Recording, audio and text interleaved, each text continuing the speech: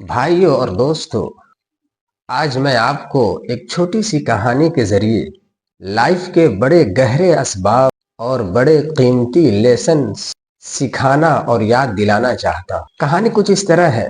ایک شخص تھا جو شہد یعنی ہنی بیچتا تھا۔ شہد تو ویسے ہی میٹھا ہوتا ہے، لیکن اس آدمی کی باتیں، اس کا لہجہ، اس کا انداز اور اس کا کیریکٹر شہد سے بھی زیادہ میٹھا تھا۔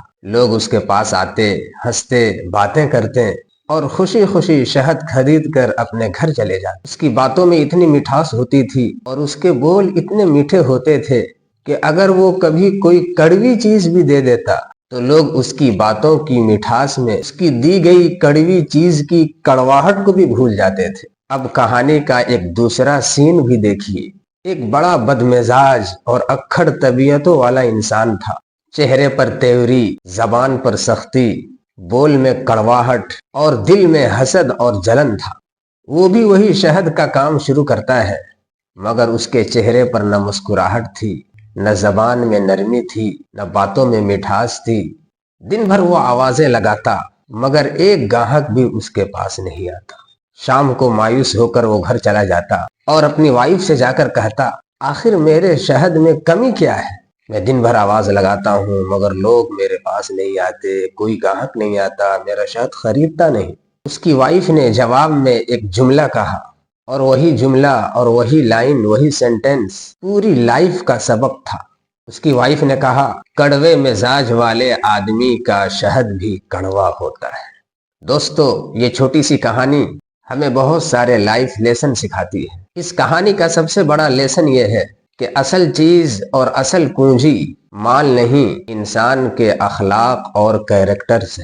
اگر انسان کے اخلاق اور کیریکٹر اچھے ہوں تو معمولی چیز بھی قیمتی بن جاتی ہے، اور اگر اخلاق خراب ہوں تو انسان کی میٹھی چیز بھی لوگوں پر اثر نہیں ڈال پاتی۔ اس کہانی میں ایک لیسن ہمارے لیے یہ بھی ہے کہ رزق صرف محنت و کوشش سے نہیں ملتا، بلکہ رزق کے ساتھ اچھا لہجہ، اچھی مسکراہٹ اور اچھا برتاؤ بھی جڑا ہوا ہے۔ اچھے مینرز اور اچھے اخلاق والے آدمی کی طرف لوگ خود چل کر آتے ہیں۔ برا کیریکٹر والا انسان چاہے کتنا ہی شور مچا لے، کتنا ہی آواز لگا لے، لوگ دور ہی رہتے ہیں۔ اس کہانی میں آپ نے دیکھا کہ وہ دوسرا شخص حسد، جلن اور جیلسی میں آ کر وہی شہد کا کام تو کرنے لگا، مگر اس نے اپنے کیریکٹر، اپنے برتاؤ اور اپنے اخلاق کو نہیں سدھارا۔ زندگی میں یہی ہماری سب سے بڑی غلطی ہوتی ہے، ہم دوسروں کے کام کاج کی کاپی کر لیتے ہیں، مگر اپنا برتاؤ، اپنا کیریکٹر اور اپنے اخلاق صحیح اور اچھے نہیں۔ کہانی یہ بھی سکھاتی ہے کہ زبان کی مٹھاس مال کی مٹھاس سے زیادہ امپورٹنٹ ہے۔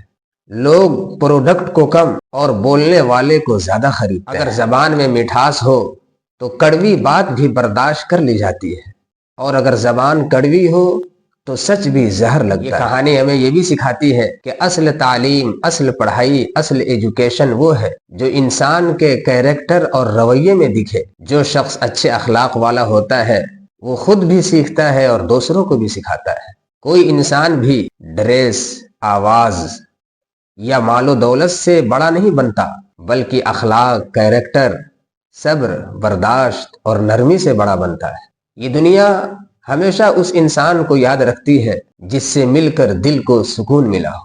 یہ کہانی ہمیں یہ بھی سکھاتی ہے کہ کامیابی اور سکسیس چیخ چیخ کر نہیں آتی، بلکہ کامیابی خاموشی سے اچھے کیریکٹر اور اچھے اخلاق والوں کے دروازے پر دستک دو۔